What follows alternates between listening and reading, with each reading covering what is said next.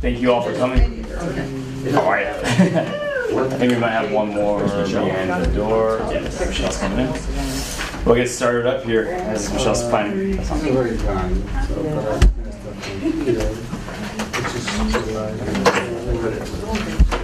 I'm going to call the meeting to order. We don't have a quorum, so we're not going to go through consent agenda, but I'll still go ahead and introduce myself. I am A.Kavianian, your chair of BCI and South Beaverton NAC.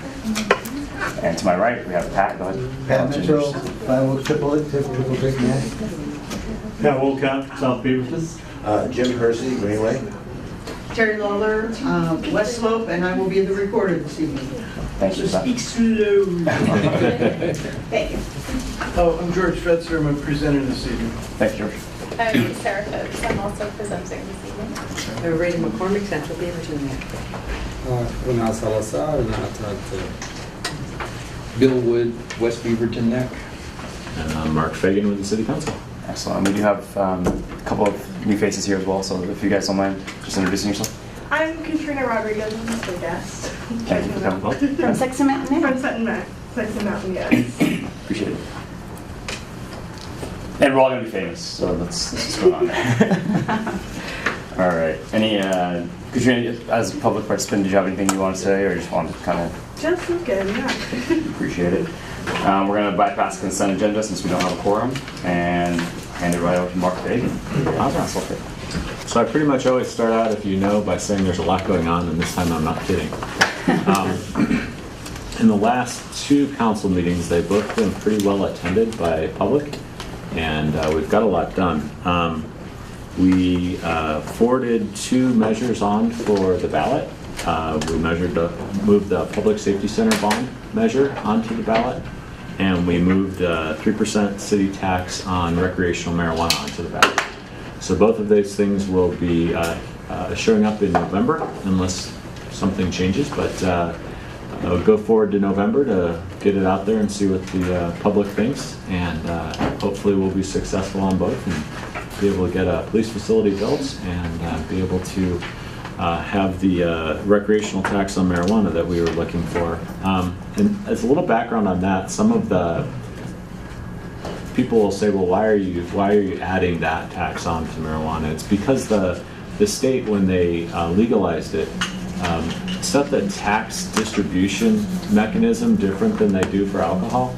So right now they dispense the distributions for alcohol taxes to the cities by population, and that's not how they'll be doing it when they go forward with marijuana.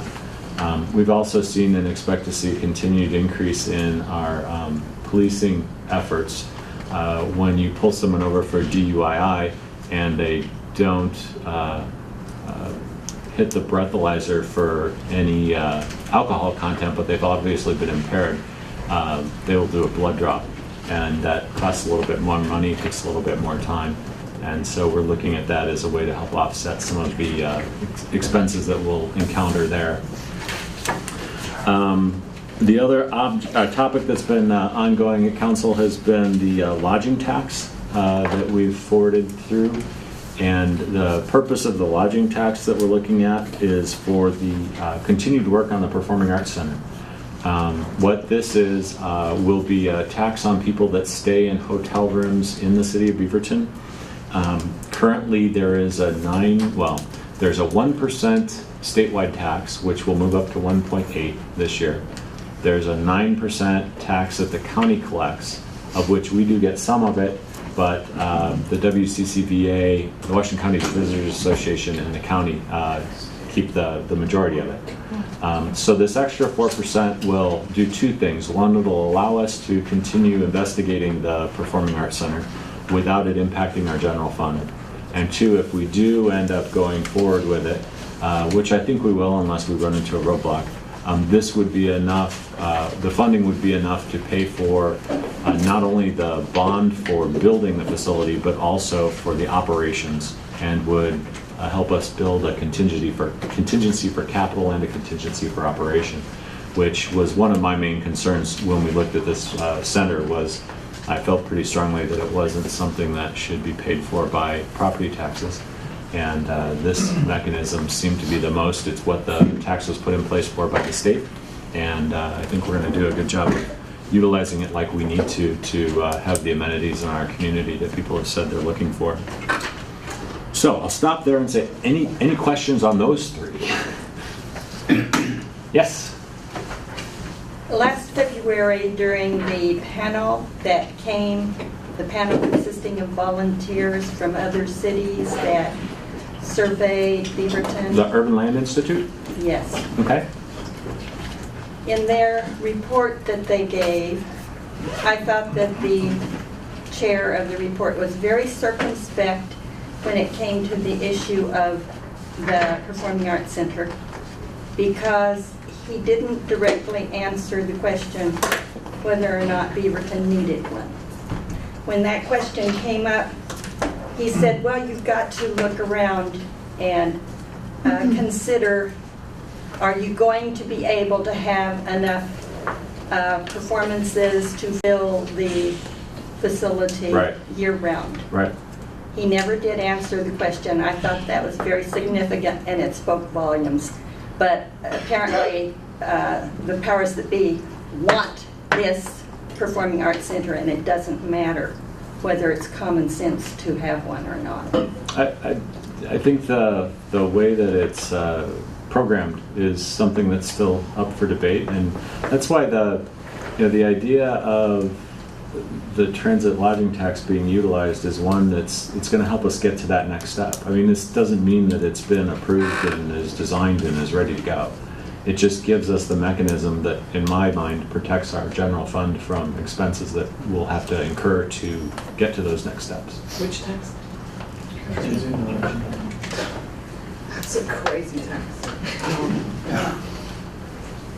As if tourists don't have choices of other communities to go stay at.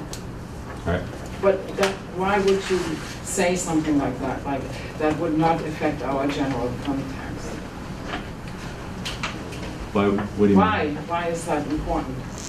Because that comes from the property taxes, and we're trying to keep those as stable as we possibly can. But we need that art center.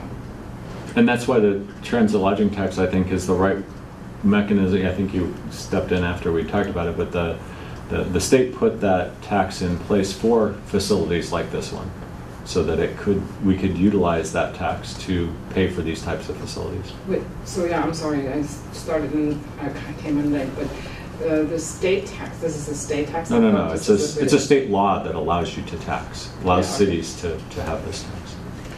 So what I would like to see, following up on Ramona, is, I don't know which group would put it together, the amount of usage that would be at that Performing Arts Center.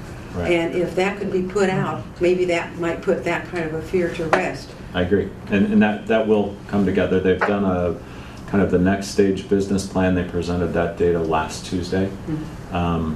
I don't have all the facts pegged in my brain, but they did break down actually usage by area. So like nonprofit use, for-profit use, those types of things. And then I don't know if they went into numbers of days of usage, but they're not anticipating that there's going to be a lot of idle time for that facility. Yeah. What are the anticipated revenues on the 3% marijuana tax? What are what? Anticipated revenues for that? It's hard to say.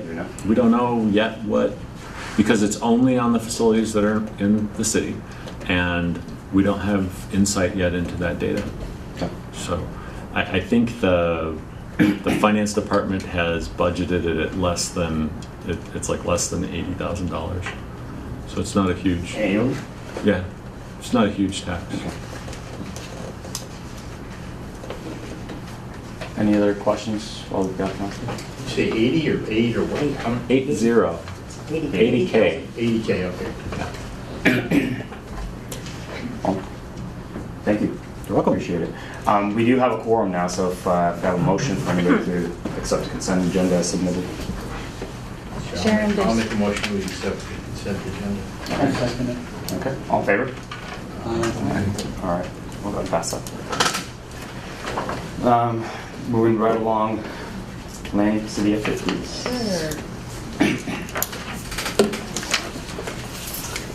So I just wanted to outline some of the upcoming events that are happening. This is, sun is out, so the events are on. We've got some great things in the works. BDA's First Friday is this July 1st, and It's not happening. it's not happening? Just Broadway will be doing something, not the whole downtown. Okay, so but along Broadway there will be, okay. And then we've got Shakespeare in the Round coming on a couple parts of the month. And then on July 4th, we're having our first 4th of July event, the Freedom Thon 5K Run. Meet us at Beaverton City Lawn Library, and that should be exciting. And then we've got THPRD's Garden Home Park concert, July 7th, and then our 10 Tiny Dances, July 9th, and then we've got Picnic in the Park, July 11th, and that will be for the 5 Oaks Triple Creek at Autumn Ridge. And then July 14th, the Center Street Park, we're changing that up a little bit. There'll be also a concert, so we're starting a little bit early. It's at 5 o'clock. And the NACs invited our Central Beaverton, West Beaverton, and Highland NACs. And then on the 17th, we've got the Schiffler Park Theater and Beaverton Thursday, July 21st. And then our new expanded night market will be July 23rd here at the Round Plaza, 6 to 10. And you know, if you were worried about being crowded, we have expanded the whole plaza. So ample room. It's going to be a fantastic night, and looking forward to having so many different vendors there, and having lots of people be able to fit comfortably in the area. And then International Celebration is July 30th. So just kind of give you a taste of events coming down the pipeline. And neighborhood office, Sharon Gavin took a position at City of Tigard. She's going to be their communications director. It's a huge promotion, and we're sad to see her go, but happy for her. And so I just wanted to invite you to our office on Friday from 9 to 11. We'll have coffee and donuts, and just feel free to stop by and say goodbye. And I also outlined how Miles and I will be divvying up the duties. So, you know, for matching grants and special projects and your NAC events, please talk to me. For NAC agendas and minutes, talk to Miles. And we still have Emily, our intern, in the office too. And of course, you know, any one of us are happy to help as things come up, but just wanted to give you a heads up of how we're divvying up those duties. And we're going to start recruiting for the position right after 4th of July. How long was Sharon with us? A little over a year. Thank you very much. And then I just wanted for you to read at your own leisure. We highlighted the picnics in the parks, the first two that we've done so far. We had surveys that you guys helped distribute at the picnic, and I just wanted you to see what folks are saying so far. And you know, we've had over 1,000 people come through, and this kind of gives an idea of what's on their mind and what they'd like to see at topics for neighborhood meetings and things that they'd like to see in their neighborhood. So just like it. And then there's some photos to kind of give you a sense if you weren't at either of those events. You know, the fun that was held by all. Right. That's working on service. And I want to say too, to thank you to the NAC leaders. You guys have been fantastic. I was watching you guys work the crowd at the last one and getting people engaged, and we are signing up people for your NAC mailing list through this, and that's always great to see that. And I have more t-shirts. If you need more t-shirts, see me after the meeting, and we'll get you t-shirts for your next NAC get-together. And a really cute article about Sharon and the beaver outfit. I got to see that in the newspaper. That was very cute. Okay. All right, thank you very much. We can move right into sign code and code enforcement with George Fetzer. Yeah. Hi, I'm George Fetzer. I'm the code compliance manager for the city. I've been in that position for about 14 years. I prepared a short PowerPoint slideshow, if that is agreeable to you, and I'll run through it. And I know the sign code is of particular interest, but I wanted to share some other information with you, show you kind of all of what we do, and the sign code is actually a very small piece, but I know it's an important piece, and I'll get to that if we can get the computer going.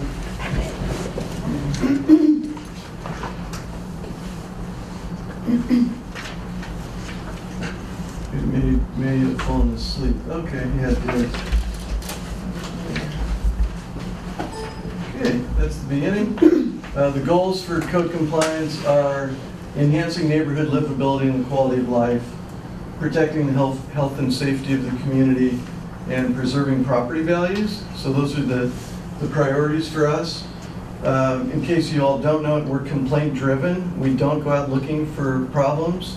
If we did, we would occupy ourselves just within 1 mile of City Hall. We'd find all that we needed. So we wait for citizens to call, report on our website, send emails, and that puts the priorities of citizens first. So if it's important to you in your neighborhood and you take the trouble and the time to report it to the city, that's what we respond to. We mostly strive for voluntary compliance on the part of businesses and property owners. So we try to contact people, explain the code requirement, explain what the problem is, and ask them to solve it. And we have a good over 90% rate of voluntary compliance there. I'll show you more about that later. We accept complaints from any source. We accept anonymous complaints. You can report on the city's website. We get referrals from the police, Public Works, city council members, NAC members. We get a lot of complaints coming on phone calls. We still get letters and faxes a bit. There are 3 of us. You may have met some or all of us in the past. Right now, we have assignments by NAC. Mark Bennett covers the Central Beaverton and Five Oaks Triple Creek NAC, so he's the primary person working those neighborhoods. John Douglas covers Denny, Woodford, Raleigh West, Highland, West Beaverton, and Bose. And I cover Greenway, Neighbor Southwest, Sexton Mountain, and South Beaverton. Our program budget last year was $410,000. We have about 2,000 cases per year. It comes out to about $200 per case, is how the cost breaks out. On a basis of the population, each resident that pays taxes here is paying about $4.35 per year for our program. How do we compare to other cities? Wait 1 second. Yeah, go ahead. So the cost per case, does that include that some people ask for that grant they can get? Or the... Yes. Oh, yeah, okay. Yeah, that's included, the Federal Grant Program, yeah, that's included in there. Comparing the service that we provide to other kind of similar cities that you're all familiar with, we have 3 people here in Beaverton. Gresham has 7.6. Gresham's a little larger, and Gresham has a mandatory rental inspection program that they inspect all the rentals in the city over a period of 5 years, rotating. Hillsborough has 7 code enforcement officers. You'll notice their budget is $695,000. It's just a little more than ours. And that's just the salary cost for the 7 employees. They're in the police department, and their overhead costs are buried in the police department budget. And I don't have a way to pull that out. Salem, they have 8, and Salem's quite a bit larger than we are. In Vancouver, Washington, they're also larger. They have 5. And the number that's interesting to me is if you look at the staff for the population ratio, we've got 1 officer for 32,000 residents here. Gresham has 1 for 14,000 residents. Hillsborough has 1 for 14,000 residents. Salem 1 for 20,000 residents. So when I look at this, we're accomplishing a lot with a lot smaller resource base than other similar cities. I don't have Washington County up there because they disperse code enforcement in different departments. They've got 1 person in building, they've got 2 in land use and transportation. They have, I'm not sure what all they have, but you can't get the numbers for Washington County. Tiger doesn't have code enforcement, so can't get their numbers. We get over 3,000 complaints a year. That works out to about 12 each workday. Those result in about 2,000 cases. Sometimes the complaints that we get aren't code violations, so we can't help with it, or the people aren't in Beaverton, so we can't help them, and there's a number of reasons that it might not become a case. Last year we did 3,800 field inspections. That's about 14 per workday. With 3 employees, that's not an overwhelming volume of field inspections, but we don't have any clerical support. We generate all our own letters, we make all our own phone calls, send all our own emails, run the database ourselves. So there's a lot of things that we do that aren't field inspections. About 1 out of every 30 residents in the city calls us each year. And so this is the total mix of work that we do. And if you see signs and zoning, the light blue in the upper left, 95 cases last year. That's about 5% of our workload. The biggest one are abandoned vehicles over on the right. 827 reports of abandoned vehicles last year that we investigated. And we have over here a lot of sidewalk cases. And we have the sidewalk repair grant program that I'll mention, and we do housing inspections for substandard housing. We get a lot of complaints about dogs and a few complaints about chickens every once in a while. Other animals, goats, rabbits. Got a rabbit complaint today. Last year we issued 15 citations. 15 out of 2,000 cases. And we did 5 abatements, which means we get a court order to go onto a property and fix whatever the problem is. Usually it's cleaning up trash. And we hired contractors to do that, and we towed 95 vehicles. So 115 cases last year were not resolved voluntarily. We either had to go to court, or we had to get a court order, or get a tow truck. And it comes out to about 94% of people comply voluntarily. The way we prioritize those complaints that come in, at the top are health and safety issues.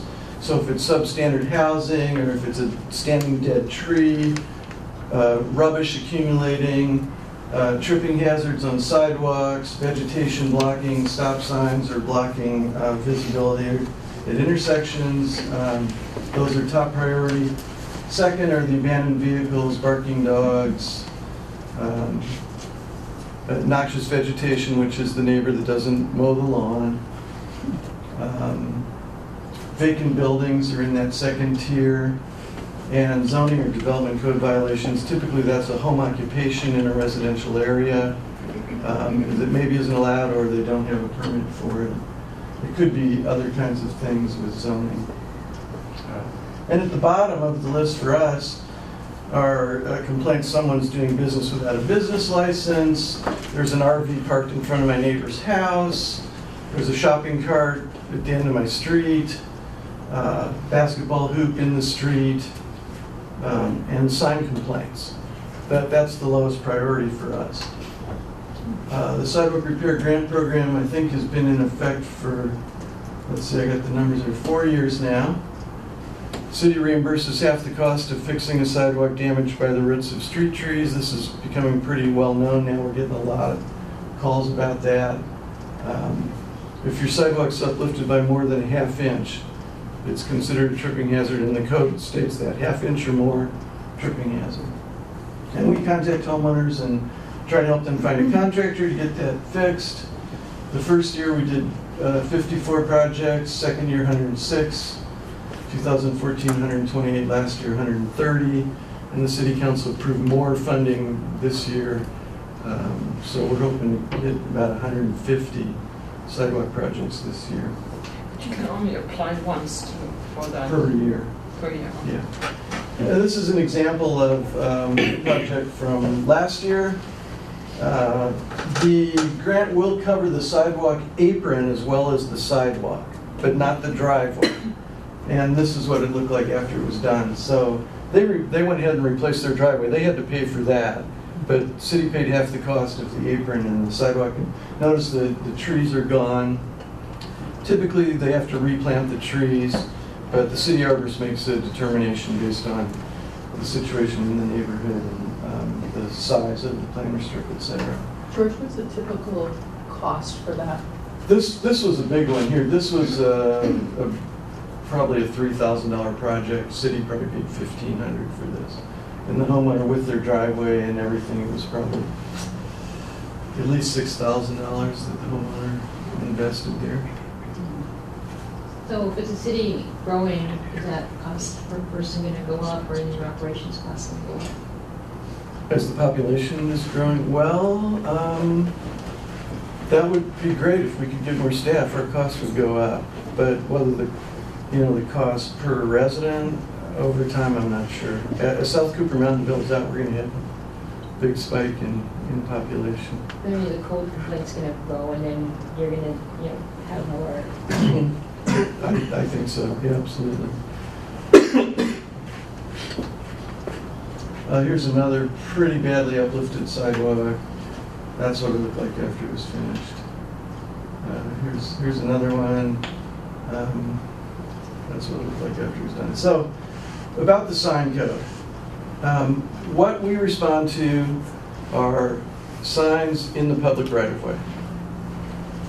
And this is an example of that, a recent example from our neighbors at Woodfire Pizza. And here's one down at Murray and Hart, I think. Those signs that you see stuck in the landscaping. We clear those out, and low-value signs like this, we throw them away. A high-value sign like this, where it's clear who the owner of the sign is, we contact the business about the sign. Normally what we do is we'll ask them to remove the sign from the public right-of-way. First, we just send out a letter, please remove your sign from the right-of-way. And then if they don't, sometimes we'll send a second letter, or sometimes we'll just pick that up and throw it in the back of our pickup truck. And we'll give the business a chance to reclaim that sign and get it back within 10 days, or else we throw it out. This is the code that prohibits signs in the public right-of-way. It's called obstructing the public right-of-way. It's not the sign code that you're familiar with. It's in the development code, where a business is supposed to apply for a permit, get the approval of the planning department, get a permit, etc. This is in the municipal code, and it relates to safety and visibility and keeping sidewalks clear for pedestrians. Question.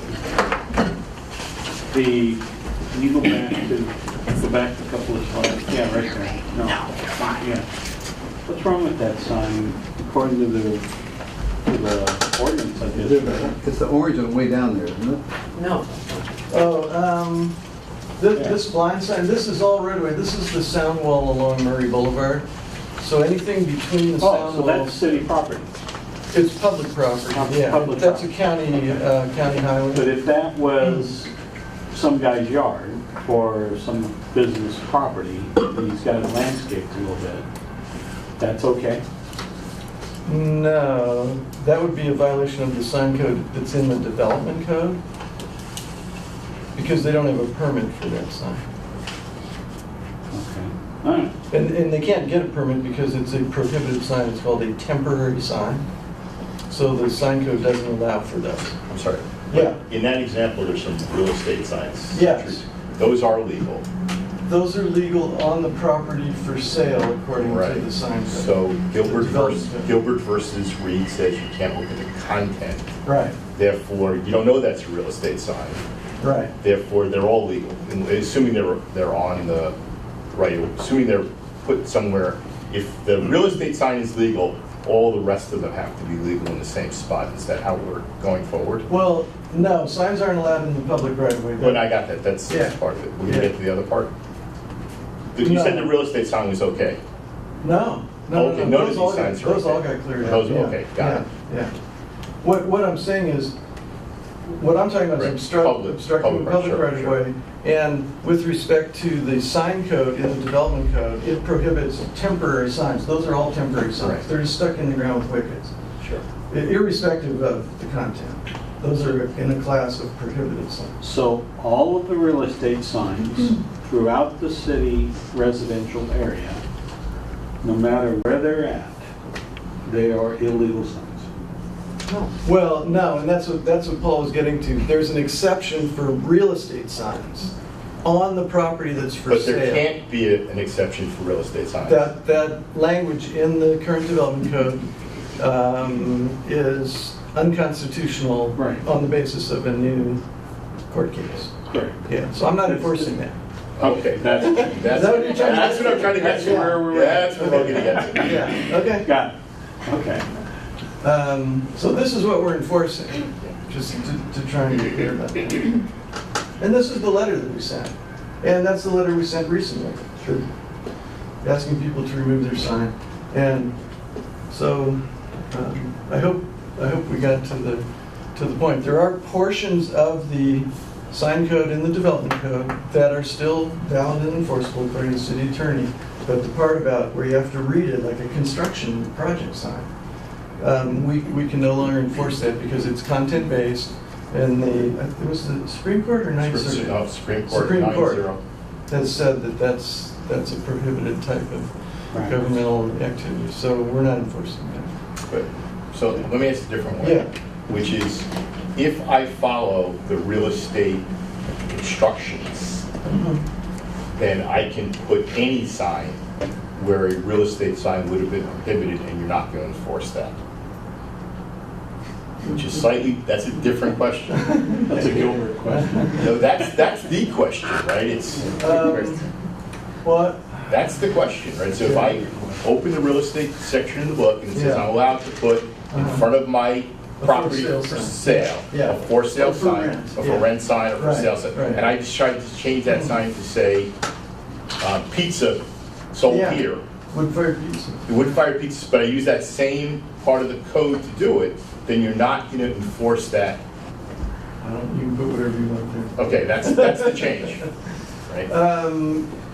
Yeah, I mean, I think you probably could have done that before that court case because we don't have the time to look at the hundreds and maybe thousands of businesses in the city to see if they have covered 20% of their window area with banners or whatever. So we just respond to complaints. So if somebody calls about your sign and complains, we'll go out and look at it, and then we'll go back and look at the code and say, okay, is this a violation or not? And probably now it won't be. It won't be. Yeah, that was my most point. of the time. Yeah. Yes, sir. Over the next 5 months, we can expect a lot of politically oriented signs to crop up in yards. And yards are fine. Maybe Yeah. people in their public right of way also. Yeah. If we see that, we're supposed to call the city? No, the yard signs are perfectly okay. But if in the right of way. In the right of way, we routinely, like Murray Boulevard and Shoals Ferry, we routinely clear those. Okay. No matter what they are. It just doesn't matter what they are because I can't distinguish between a real estate or a political sign or something. And we have removed every kind of political sign and sometimes gotten complaints to us that we're discriminating against one party or the other. You know, it's like the only discrimination is if the truck gets full before I get the last and then those get to stay. Before you get to the end of the block. I think we learned the hard way. Strategically place them. Yeah. We learned the hard way about a couple of decades ago when we did our NAC signs for the first time, and we were planting them, saying NAC meetings on such and such, Yeah. whatever, and putting them in the right way, and losing them, And That was quite a while ago, though. Yeah, we don't do that anymore, and the development department, community development department puts up the notices of a public meeting and stuff, and a lot of those are in the right way. We don't take those. Those are need to. They're neighborhood notification things. So, so hopefully we're not going to take your neighborhood meeting sign either. But right. No, this is a long. You're getting yourself in trouble again. If you're not going to take her neighborhood association meeting, then you can't take any other sign in the same place that looks like that, because otherwise you're looking at content, and you can't look at content. So that's the point. Yeah, that's a good point. That was the point the city attorney brought up, and a 9-0 Supreme Court case isn't debatable. Yeah. No, I totally agree. But what I'm saying is, what I'm enforcing are signs in the public right. Right, sure. So yeah, I'd encourage you not to put your signs in the public right. On the Or other take your hand, chances. Yeah, right. Yeah. Don't have any other Yeah. options. Yeah. George, I appreciate you coming down and kind of educating us a little bit more as well. Maybe one more question if you don't Well, mind. I noticed that West Slope, although we probably don't have too many sign violations, we have some. And I didn't see us in your list of 3 people, so that's a lot. Oh, that's. What's the, yeah, what's there? Was it there? I might- didn't see it. It's Mark Bennett's territory. I might Okay, have Mark mistakenly Bennett. All right. left it off You left it off there. the list. Yeah, I'm sorry. Yeah, that's Mark's. Okay. All right. And he has Central West and 5 Oaks Triple. George, do you recommend that we give out staff names to the different NACs to call? Yeah, yeah. And we have the map posted on our webpage that shows which officer to call for which NAC. Okay. Yeah, absolutely. That's much faster than leaving a message for me and then I gotta get it and transfer it to somebody else. And yeah, absolutely. Do you file like a written complaint? Is that how it works? I mean, you do No. something written and right, you leave it on the phone. Is that how you leave a complaint? You can leave a phone message, you can file it on our website, you can send us an email, whatever is convenient for you. You ever use the mediation center to resolve some of that? We do refer some cases to mediation. A lot of it comes more the other way. People will talk to mediation and maybe they'll try to work out the problem with their neighbor. And like for a barking dog, if the neighbor won't rein the dog in, then they talk to us. And so it kind of goes, I think, more the other way probably. But when is actually the dog disturbing at what time? That's the problem. Yeah, if it's bothering you, then it doesn't matter. It doesn't really matter. Certainly after 10 o'clock is a very bright line. But even before that, if the dog is barking kind of all day, or we've had complaints of cockatiels that are left outside and shrieking, all day long, and that can be very irritating. What did the rabbit do? The rabbit. She asked what the rabbit did. The complaint about rabbits is people will raise rabbits and then at some point they let them out or the rabbits just escape or they get tired of taking care of them so they just release them. And then they propagate in the neighborhood and eat your garden and your flowers and stuff. And we can't do anything about that, but it's a terrible problem. And I just got one today. It wasn't you, was it? No. Oh, really? Do you like rabbits? Well, I don't have a garden. Yeah, that's pretty good. Yeah. All right, well, appreciate it. You're welcome to continue hanging out or, it's pretty nice night. Seriously, staying for dinner. So we'll move right into your comprehensive plan update. So I'm Cassera Phipps. I'm an associate planner in the community development department, and thank you for the opportunity to join you tonight. I have a double header. So first we're going to talk about the comprehensive plan economy element. Just a brief summary of what we'll talk about. Just the update process. It's been going on for a couple of years now. Key findings from the economic opportunities analysis, developing the draft chapter, and then our proposed timeline. So I thought it'd be a good refresher just to talk about what is a comprehensive plan. In Oregon, cities and counties are required to adopt comprehensive plans that are acknowledged by the state. So it's a legal document that describes the city's long-range land use goals and policies. Beaverton's comprehensive plan has 10 chapters, and they have a variety of topics, everything from community health, community involvement, land use, natural resources, housing, transportation, and tonight we will talk about the economy chapter. And then just to talk about how they're implemented, comprehensive plans are typically written for a 20-year time period, so they have very broad goals and policies, and then those are implemented through other plans or codes. So for example, the land use policies are implemented through the city's development code that George made reference to earlier. The recently updated housing chapter will be implemented through a housing 5-year action plan.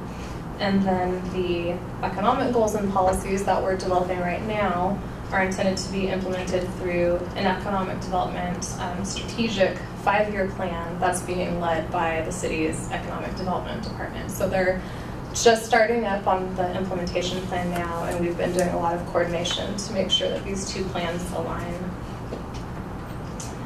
So a little history about the comprehensive plan update. It kicked off in January 2014, and the goal was to really take a look at the housing and economy chapters. Since the Vision Action Plan was getting started at the same time, staff from the mayor's office and planning joined efforts, and we did a lot of coordinated outreach over summer of 2014.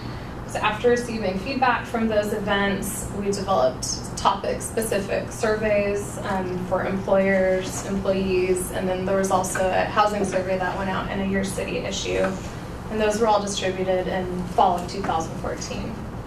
So a lot of the next several months was spent working on these technical analyses, and in July 2015, the draft economic opportunities analysis was complete, and we had a couple of technical committees that were formed for the project, and so they really helped us scope and review these reports.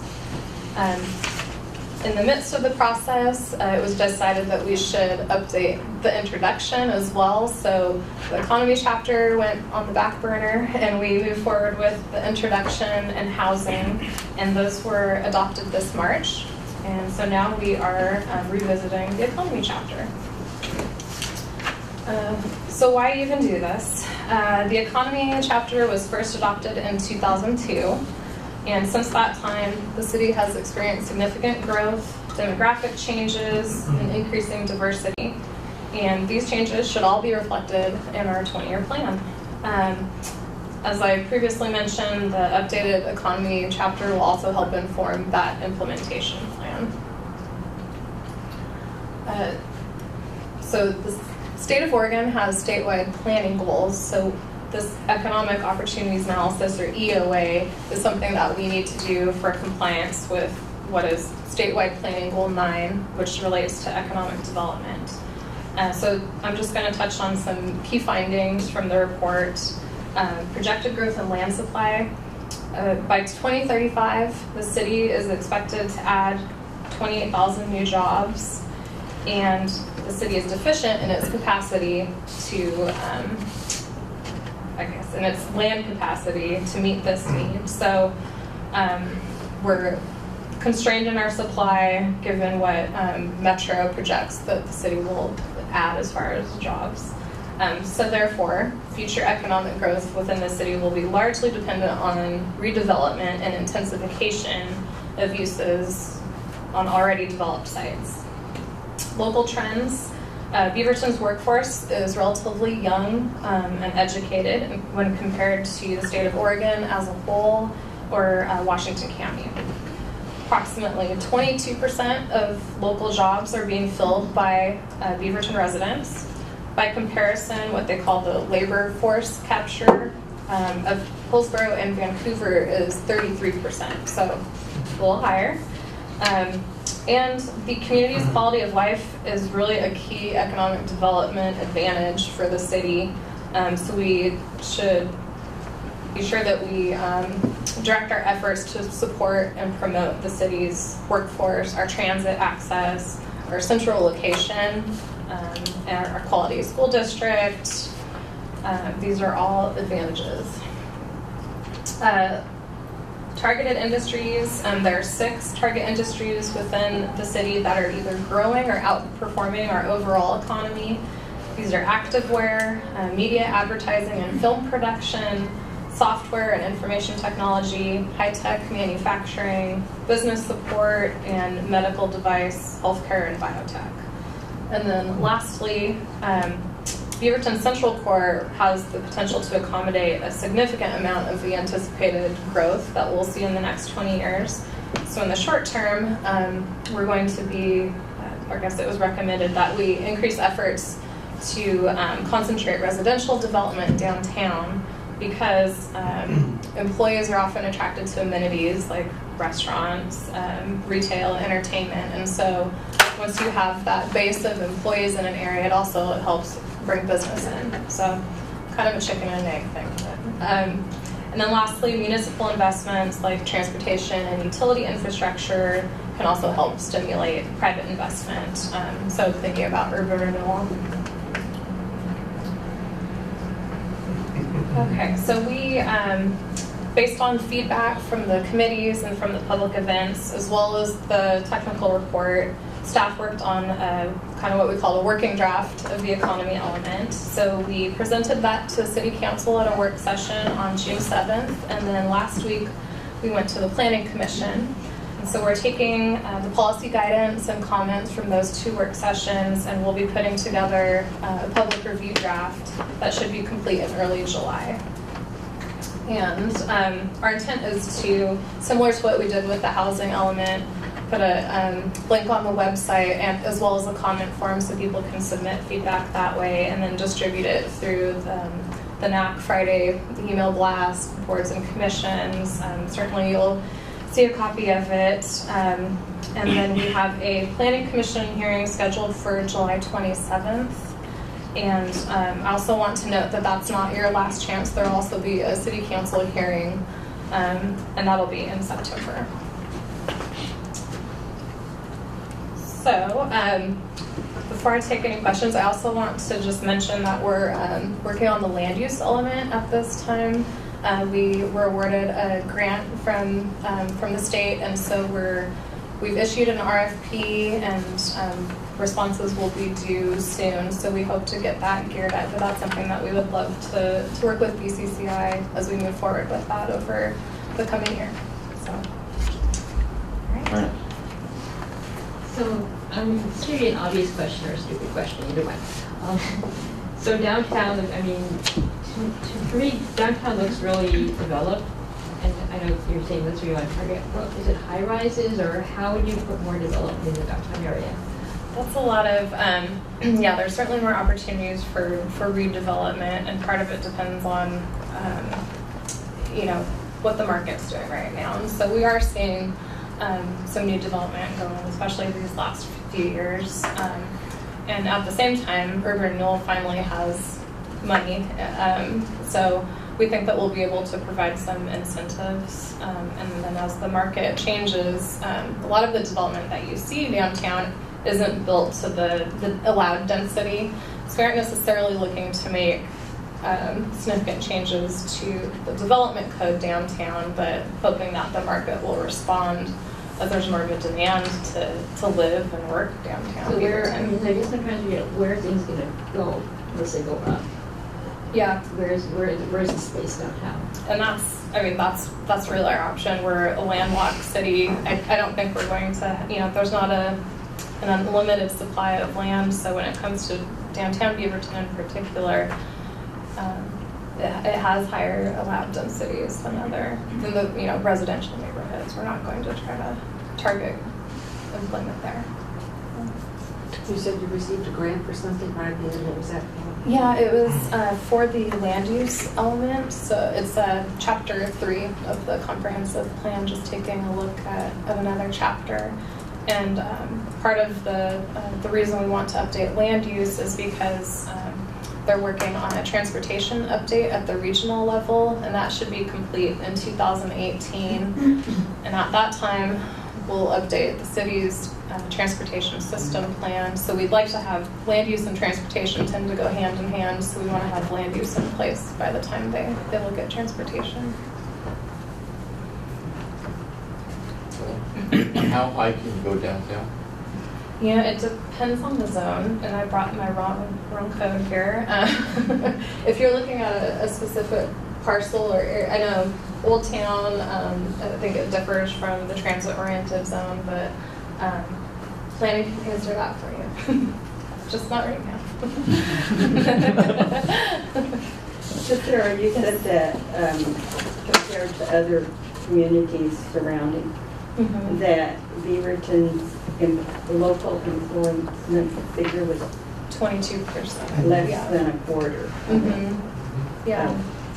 The amount, whereas was it Hillsborough, Hillsborough Vancouver. and 33%. Yeah. Does the city have any kind of idea as to why the big discrepancy? I'm not sure why, but that's something that was actually raised at one of the work sessions. So we're kind of looking into that right now, and I think it's something that we we want to improve that jobs housing balance within the city. It speaks to so many things, sustainability. It'd be great to live and work in the same community. So. Well, I got the answer. Neither Intel nor Tektronix is in the city. There you go. Incorporate it or not. It changes the number right away. Yeah. Those two pieces of land were in the city because we live here and work there. Yeah, well, I didn't want to live by where I work. Here. But my question is about 20% of the population or 22% of the population of Beaverton is employed by. And how many jobs do we have? I mean, percentage-wise compared to the others. Oh, percentage of. Like, for example, if we have 22% of the Beaverton population working for companies here in Beaverton, what's the comparison? The actual number of jobs versus. Yeah, exactly. If you calculate that might actually be much higher than when you look at the other places. Yeah, especially Vancouver. I cannot even imagine that is that high. Right, but 33% Yes. would be a lower total number of jobs. Exactly. Yeah. I don't have those numbers in front of me. So Good numbers to have. Yeah. And then the other question I have, I didn't quite understand what your idea was about central Beaverton or whatever that was. There would be more residential also because that brings more. Right. Yeah. What we've heard a lot from employers and the economic development manager can attest to it, that he's hearing from both employers and employees that they want places to go. They want to be able to take they want to be able to grab something for lunch or go out to a business dinner afterward. And so what we're hearing from restaurants and retailers is, well, we want to make sure we have a population base that can support our business. And so the employees and employers want restaurants, the restaurants want people living in the area. So, but they also, so the idea is the walking, right, and amenities. Yeah. Huh. So what further, because I live in South Beaverton, Southwest Beaverton, and I love that little area by Murray and Shoulder, the whole development, that, beautiful. Mm-hmm. Any plan to develop that more and make that, because I'm really interested in all the smart growth, that's another ideas, and then if they're going to build some centers around Beaverton where people can gather rather than having to come downtown, or are they going to concentrate on downtown? Yeah, and that area is one of what we call a town center, so you hit the nail on the head. That's something that we might be taking a look at during the land use element, more so than the economy chapter. Thank you.